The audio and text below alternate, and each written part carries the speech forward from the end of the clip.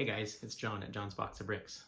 Welcome to my YouTube channel. This is my first ever YouTube video and excited to be here.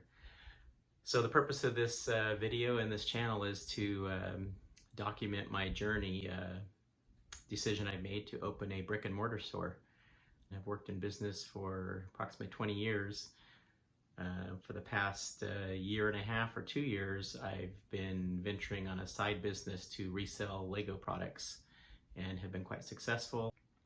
I have an Amazon account and I've been successfully selling Lego products on Amazon for about 6 or 8 months now, and have grown my business each month since I started last September of 2022. But I'm getting a little bit ahead, so let me back up and kind of share with you how I came to the point where I'm at. About a year and a half or 2 years ago, I was looking for something to do in terms of an additional investment. Like most people that have like 401ks or IRAs, I had stocks and other long-term investments, but I had some extra funds that I was looking to invest, and also I was looking for some kind of side business that I could use for semi-retirement. And so I looked into a lot of different opportunities, real estate, Airbnbs, service businesses, a lot of different things, and nothing really stuck out as exactly what I was looking for. And then one day I read an article in the Wall Street Journal, I think it was December of 2021, that said, in paraphrasing, basically it said Lego products, people were investing in Lego products and they can be more valuable than gold.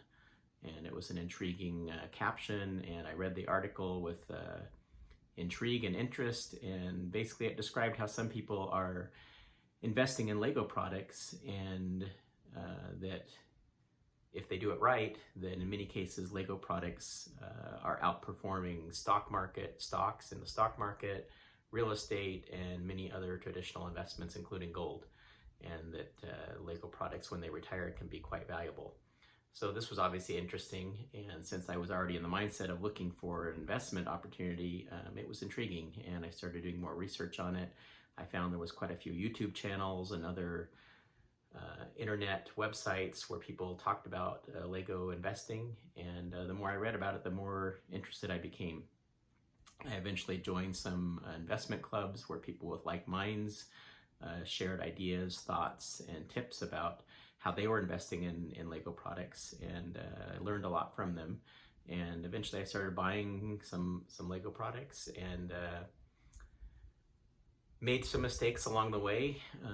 The interesting thing about Lego products is it's very similar to stocks. Just like stocks in the stock market, you have different industries. You have manufacturing, you have telecom, you have banking. Similarly, in Lego products, you have different themes. You have Harry Potter, you have Star Wars, brickheads, Marvel. So all these different themes are kind of similar to the different industries in the stock market. And then just like in the stock market, how within those industries you have individual companies, within each theme in Lego you have individual sets. And interestingly enough, just like stocks, you can look at all the history of all these sets, what they sold for at retail when they first were launched, how long they were in production, when they retired, how many pieces they have, how many minifigures they have. There's a whole world out there that I had no idea that all this data is collected and available on the internet. Without really trying too hard, you can get a lot of data. And so you can analyze all the history of all these different themes, all the different sets, when they retired. Inevitably, what happens is when things retire in the Lego world, they go up in value because it's just simple supply and demand. The demand continues, the supply decreases, and when you have flat or increasing demand and decreased supply, the price goes up. So if you can buy the right sets at the right time, and hold them long enough, eventually most Lego sets will increase in value, some a lot more than others. And that's where the research and analysis comes into play, trying to figure out which ones will perform the best over time. So as time went on, I was buying Lego sets. Like many people that have done this as a side little hobby, I started with a closet. I had a closet where I was storing some extra Lego sets. Then it went into a shelf on the garage, and then it became almost the whole garage, and eventually became a storage unit off-site. And when it reaches that point, you start scratching your head and thinking, "What am I doing here? You know, did I make a mistake? I'm paying money now to have to store products." And so at that point, most people start questioning, is this a good decision? Am I going to make money on this? Is it worth spending money to store sets? And if you're doing it right, the answer is yes. And you can make quite a bit of money. You can also lose money.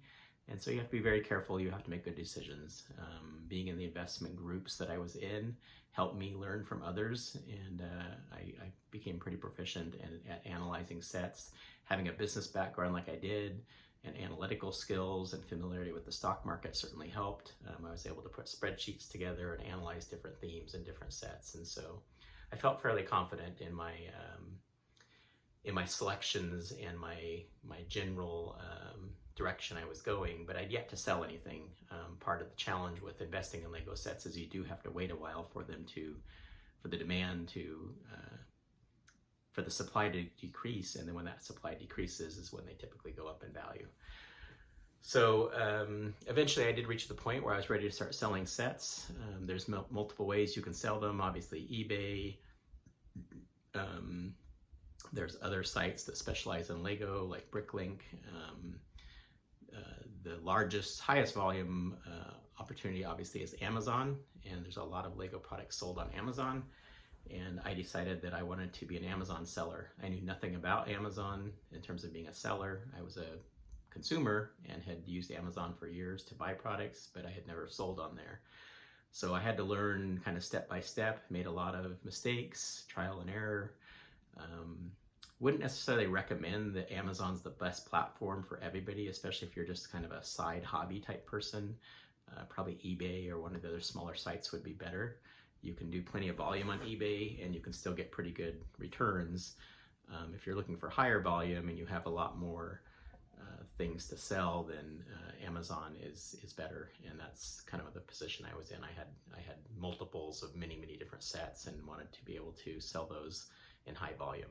I started selling in September of 2022. I ramped up very quickly and had a very successful Christmas season in 2022. I've continued to increase my volume of sales on Amazon every month in 2023, and I'm now selling upwards of $10,000 a month, which is hard for me to believe, but yeah, so that's kind of where I'm at. And I've reached the point where I've just decided it's time to take my business to the next level. I'm grateful for Amazon. I'll continue to sell on Amazon. But there's some pitfalls, and it's not perfect. In particular, smaller sets, smaller value items, anything under $50, the fees on Amazon are disproportionately high. Obviously, Amazon fees are high in general. And as a seller, there's a lot of extra, as an Amazon seller, there's a lot of extra fees that you end up having to pay that are outside the normal just fee structure that you have to think about. If you're warehousing, you have to pay warehousing fees, handling fees. You pay for customer service indirectly at Amazon, and it's still overall great. I'm grateful for Amazon, but it is very expensive as a seller to sell on that platform. And so I've been thinking of ways to diversify in ways that I could expand my business and not be as dependent on Amazon. And so the natural conclusion was to think about my own brick and mortar store and my own e-commerce site. And so that's kind of how I reached the point. I've done a lot of analysis and a lot of forecasting and budgeting, and anybody that's thinking about doing this, I would encourage you to spend a lot of time. If you're not an analytical person, make sure you get with an accountant or somebody that understands numbers really well and can help you, put a budget together and make sure you truly understand all the costs.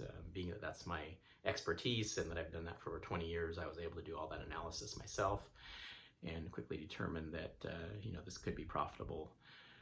So yeah, that's where I'm at. I live in a kind of medium-sized town in Arizona. We have a lot of tourists kind of year-round where I'm at, fortunately. And so when I decided to get a brick and mortar store, I wanted to be in our downtown area where there's a lot of tourist activity. and I was fortunate enough to find a small 700 square foot retail space in the downtown area of our hometown, and it's trafficked a lot by both locals and by tourists, so I think it will do quite well.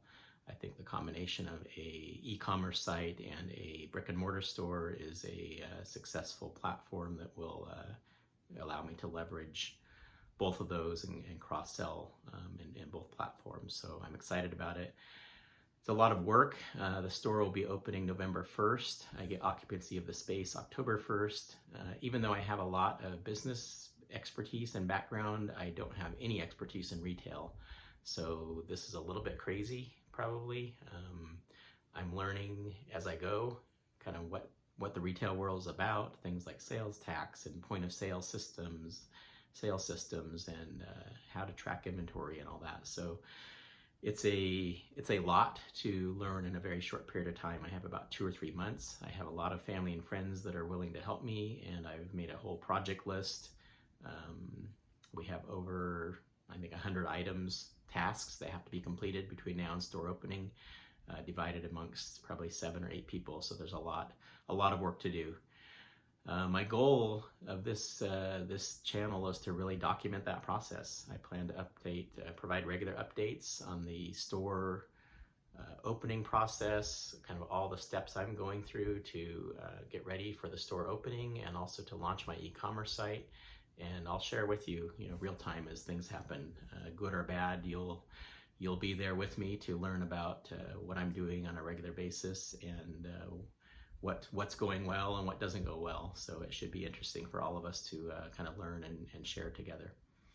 If you like this video, please hit the subscribe button and also punch that like button for me. That will really help me to be able to make more videos like this and understand the level of interest. And if you have questions or comments, please feel free to put them in the feedback section. I'll try to get to those and respond to you as timely as I can.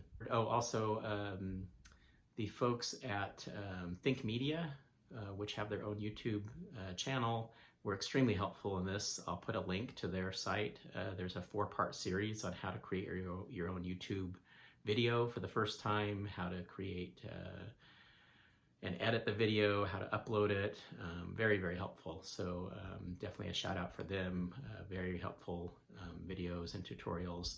And also they help provide some guidance and direction on equipment that I purchased to make this video. Equipment that I purchased, which is basically a tripod and a light kit. I'll put a link to those items down below as well. I do have a website and a Facebook channel called John's Box of Bricks. I'll put a link to those down below as well. If you're interested in following the progress of the store opening and the e-commerce site, please follow me on Facebook, and you'll get regular updates there as well. I look forward to sharing this journey with you, and thanks again for tuning in. Talk to you soon. Thanks. Bye.